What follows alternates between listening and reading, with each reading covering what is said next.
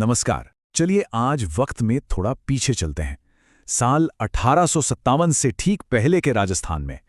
कहने को तो ये रियासतों का इलाका था, पर असल में इसकी लगाम अंग्रेजों के हाथ में थी। ऊपर से सब शांत दिखता था, लेकिन अंदर ही अंदर एक लावा, एक गुस्सा धीरे धीरे सुलग रहा था। एक जोरदार धमाका होता है ना? बस 1857 में राजस्थान की कहानी भी कुछ ऐसी ही थी। यहां सालों से जमा हो रहा बारूद बस एक चिंगारी के इंतजार में था। तो चलिए आज इसी कहानी की परतों को एक एक करके खोलते हैं। तो ये बारूद जमा कैसे हुआ? देखिए, उस वक्त अंग्रेजों ने पूरे राजपूताना पर अपनी पकड़ बनाए रखने के लिए एक एजीजी यानी agent to the governor general को बिठा रखा था। नाम था जॉर्ज पैट्रिक लॉरेंस, और वो माउंट आबू में अपने हेडक्वार्टर्स से ही सभी राजा महाराजाओं पर नजर रखता था। और इस काम में अंग्रेजों की सबसे बड़ी मदद कर रहे थे वहां के स्थानीय राजा, चाहे वो कोटा के महाराव राम सिंह द्वितीय हो या जोधपुर के महाराजा तख्त सिंह। इन सबको अपनी गद्दी प्यारी थी और अंग्रेजों से मिलने वाले फायदे। तो ये सब समझौतों के तहत ब्रिटिश हुकूमत के पक्के वफादार बने हुए थे। अंग्रेजों को भी लग रहा था कि सब कंट्रोल में है, लेकिन उन्हें इस बात का जरा भी अंदाजा नहीं था कि उन्होंने अनजाने में ही 6 ऐसे टाइम बम तैयार कर दिए थे जो कभी भी फट सकते थे। और ये टाइम बम थी अंग्रेजों की बनाई 6 सैनिक छावनियां: नसीराबाद, नीमच, देवली, ब्यावर, एरनपुरा और खेरवाड़ा।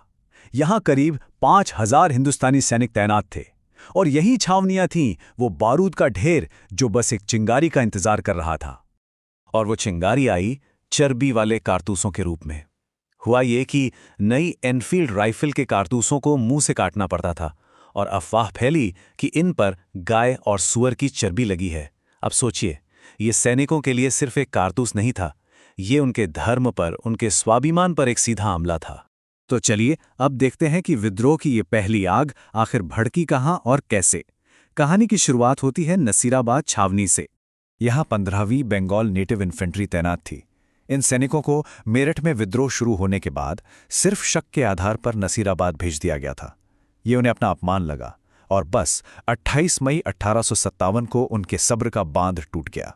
उन्होंने छावनी को लूटा, अंग्रेज अफसरों को मार गिराया और दिल्ली की ओर निकल पड़े। नसीराबाद से उठी ये आग जल्द ही नीमच तक जा पहुंची। वहां एक अंग्रेज अफसर था, कर्नल एबट। उसने सब हिंदुस्तानी सिपाहियों को लाइन में खड़ा करके वफादारी की कसम खाने को कहा। तभी भीड़ से एक सिपाही मोहम्मद अली बेग ने खड़े होकर यह सवाल पूछा, जब तुमने अपनी कसम तोड़ दी तो हम अपनी कसम क्यों निभाएं? यह सिर्फ एक सवाल नहीं था, यह बगावत का ऐलान था। और इस ऐलान के ठीक बाद 3 जून 1857 को नीमच के सैनिकों ने भी विद्रोह कर दिया। उन्होंने खजाना लूटा और वो भी दिल्ली की तरफ चल पड़े। लेकिन यहां एक और बात हुई। जो अंग्रेज परिवार वहां से भागे, उन्हें उदयपुर के महाराणा स्वरूप सिंह ने अपने यहां शरण दी। इससे पता चलता है कि राजा महाराजा किस तरह बटे हुए थे। अब कहानी एक नया और बहुत ही दिलचस्प मोड़ लेती है।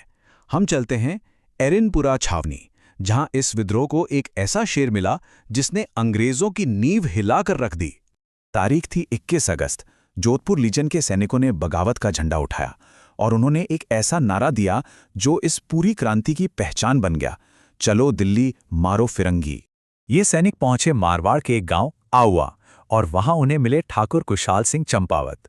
कुशाल सिंह एक जागीरदार थे जो न सिर्फ अंग्रेजों से परेशान थे, बल्कि अपने ही जोधपुर के महाराजा की दखलंदाजी से भी नाराज थे। उन्होंने इन सैनिकों को अपना नेतृत्व दिया। और फिर 18 सितंबर को हुआ चेलावास का मशहूर युद्ध, जिसे वहां के लोग काले गोरों का युद्ध भी कहते हैं।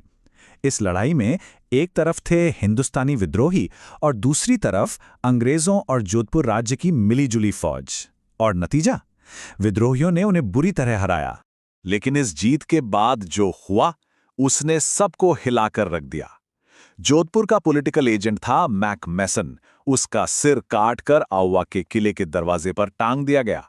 ये अंग्रेजों के लिए एक खुला संदेश था कि अब डर का खेल खत्म हो चुका है।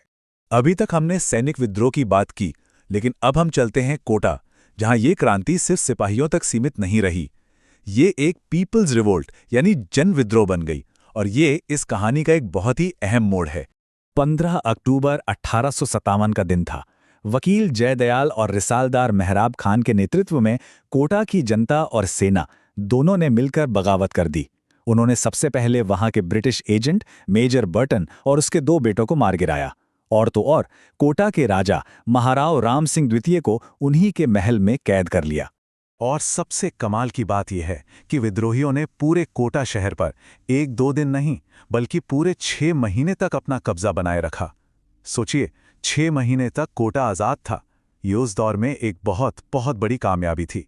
तो यहाँ एक बड़ा सवाल खड़ा होता है, जब नसीराबाद, आउवा और कोटा में इतनी जबरदस्त जीतें मिलीं, इतनी कुर्बानियां दी गईं, तो फिर आखिर राजस्थान में ये क्रांति अधूरी क्यों रह गई? आखिर चूक कहाँ हुई? देखिए, इसके पीछे कई कारण थे। विद्रोहियों के पास कोई एक सेंट्रल लीडर नहीं था, प्लानिंग की कमी थी, हथियार पुराने थे, आम जनता का भी पूरा साथ नहीं मिला। लेकिन इन सबसे भी बड़ी एक वजह थी जिसने इस क्रांति की पीठ में छुरा घोंपा। और वो वजह थी एक गहरा विरोधाभास। एक तरफ राजस्थान के सैनिक और कुशाल सिंह जैसे जागीरदार अंग्रेजों से लड़ रहे थे, अपनी जान दे रहे थे, और दूसरी तरफ उन्हीं के राजा अंग्रेजों की मदद कर रहे थे।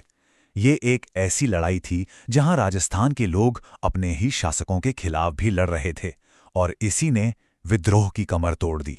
इस विद्रोह को कुचलने के बाद अंग्रेजों को एक बात साफ समझ आ गई। उन्होंने अपनी रणनीति पूरी तरह बदल दी। उन्हें लगा कि राजाओं को दबाने से बेहतर है उन्हें अपना पक्का दोस्त बना लो और आपस में बांटकर राज करो। तो शुरू हुआ इनाम देने का दौर। जो राजा वफादार रहे उन्हें तोहफे दिए गए। मिसाल के तौर पर बीकानेर के महाराजा सरदार सिंह, वो तो अपनी सेना लेकर राजस्थान से बाहर पंजाब तक चले गए थे अंग्रेजों की मदद करने। बदले में उन्हें टिब्बी परगने के 41 गांव इनाम में मिले। राजाओं को सितारे हिंद जैसे बड़े बड़े टाइटल्स दिए गए ताकि भविष्य में कोई बगावत करने की सोचे भी नहीं। तो आखिर में सवाल यह है कि क्या हम इसे एक असफल क्रांति कहें? शायद नहीं। असली सवाल ये नहीं है कि 1857 में जीत हुई या हार। असली सवाल ये है कि इस आग ने भविष्य के लिए क्या रोशन किया। भले ही 1857 की लड़ाई जीती नहीं जा सकी, पर इसने वो चिंगारी जरूर जलाई जिसने आगे चलकर आज़ादी की मशाल का रूप लिया। क्योंकि इतिहास में हर अंत एक नई और बड़ी शुरुआत होता है।